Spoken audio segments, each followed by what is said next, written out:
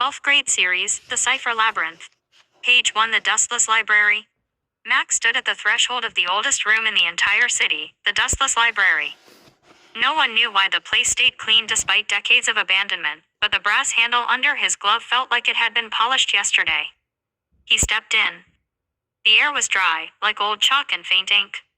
Shelves spiraled up like DNA strands, filled with scrolls, tomes, and lockboxes that looked like they belonged in a museum, if museums allowed curses and coded warnings. Max adjusted his shoulder bag. Inside it, a leather-bound journal, his grandfather's compass, and a letter with only 5 words scribbled on it. Find cipher before he erases. No return address. Just the black wax seal of the Codex Circle. He moved cautiously past a rotating globe made entirely of etched glass. One symbol caught his eye, the golden spiral, a clue he'd seen in the journal margins last night. A Fibonacci clue. He knew this wasn't just a library. It was the beginning of the Cipher Labyrinth. End of page. Page 2. Ink that breathes. Max moved deeper into the labyrinthine stacks, each turn revealing stranger geometry, alcoves that looped in impossible angles, staircases that led nowhere unless you blinked. He passed a scroll sealed with a red cord. The label read, "Do not open unless already opened." He smirked. Classic Codex Circle. Then he saw it, an open book on a pedestal, pages fluttering without wind. Each line of ink curled like it was alive, resisting stillness. Words shifted as he approached, resolving into a phrase only when he stepped into the circle of brass that bordered the pedestal. To see what cannot be read, first see what cannot be said. Below it, an empty square. A puzzle-shaped silence. Max touched the corner of the page. A sudden warmth pulsed from the book into his fingertips, like memory being downloaded too quickly. Images flashed in his mind. A Roman aqueduct collapsing in reverse. A Mobius strip uncoiling into 2 straight lines.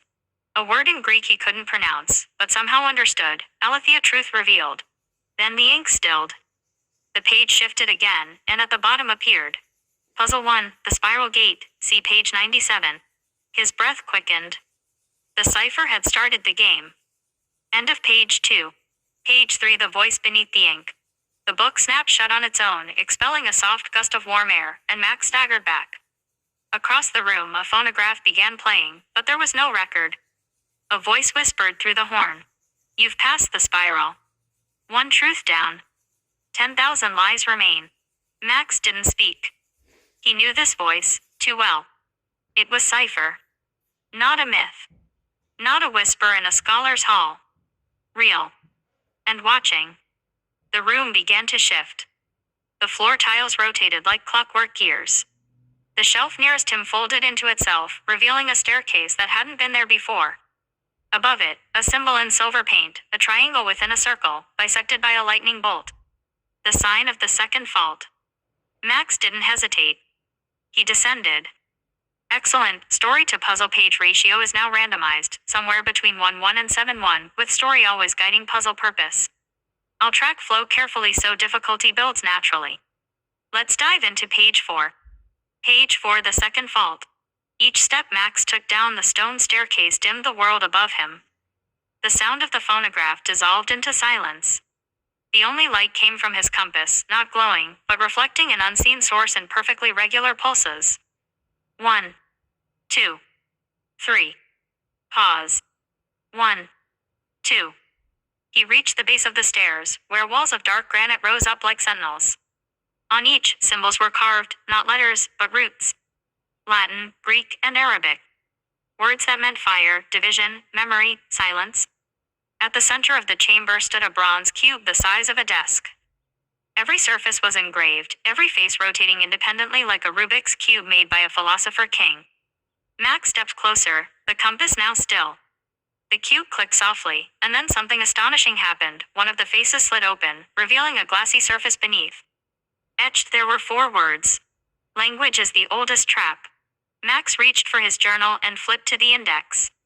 His grandfather had marked one entry in red ink. Vault 2 equals Babel key. No shortcuts. Align with the proto-code. A trap built from language.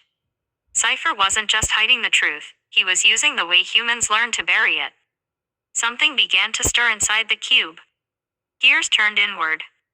Lines of text lit up, vanishing and returning in different languages.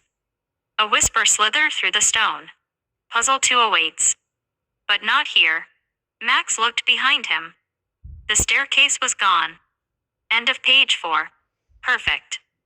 The journey continues and the pressure builds. Minus. Page 5. The mirror that remembers. Max turned in a slow circle. The granite walls had no seams, no doors. But something had changed, his reflection.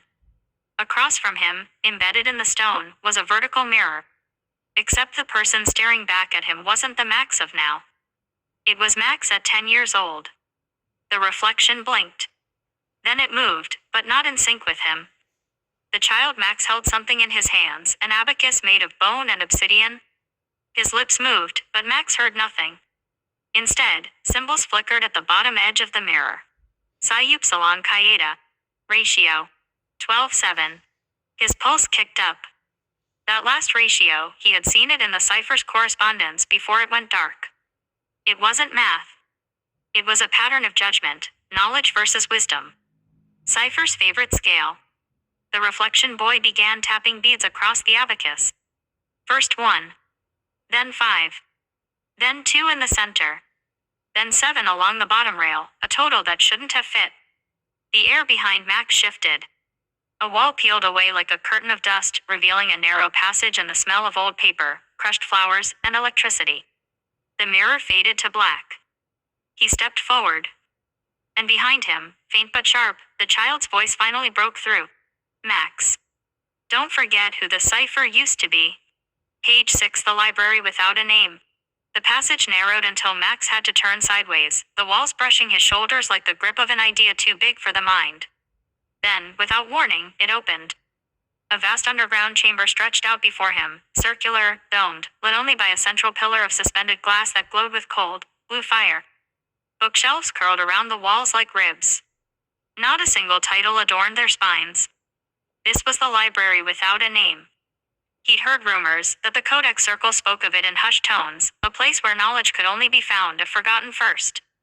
Max stepped toward the glowing pillar. As he approached, a hidden mechanism triggered, the entire room began to rotate. Slowly at first, then faster, until the titles began to blur into symbols. A panel in the floor opened like an iris. In its center, the same triangle within a circle sigil from the second fault. And beneath it, a whisper in the voice of his grandfather. You already have the number. Use the spiral. Max froze. The spiral. The first puzzle. He dropped to one knee, opened his journal, and flipped back to his notes on the spiral gate. Fibonacci numbers. Prime positions. Alphabetic values.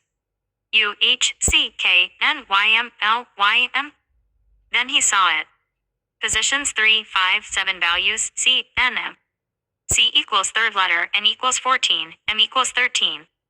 Add them. 3 plus 14 plus 13 equals 30. Page 30. He flipped. A slip of paper fell out blank. But the moment he touched it to the blue flame, invisible ink revealed itself.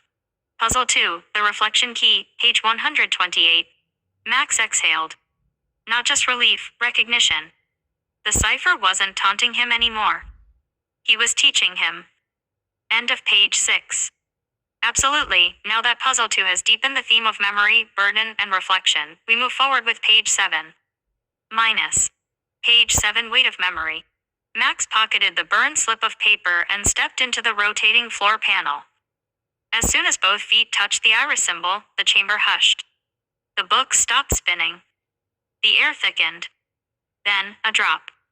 Not water. Not stone. But a memory. Max blinked as the air shimmered around him. Suddenly, he was back in the hallway of his childhood home. He could smell lemon soap, hear the hum of his father's old desk fan. On the floor in front of him lay a small red notebook, his first cipher journal. And there, scribbled in sloppy handwriting, a childish phrase circled over and over. Strong things forget nothing. The scene shifted again. A flash of the abacus. The whisper of beef. Not meat. Not sustenance. Weight. Power. The mass of meaning. Back in the vault, the light flickered. Then a panel in the wall slid open, revealing a brass scale. One tray held a feather. The other waited. A voice, not spoken, but present, filled the chamber. Only when your burden matches your truth will the path forward appear.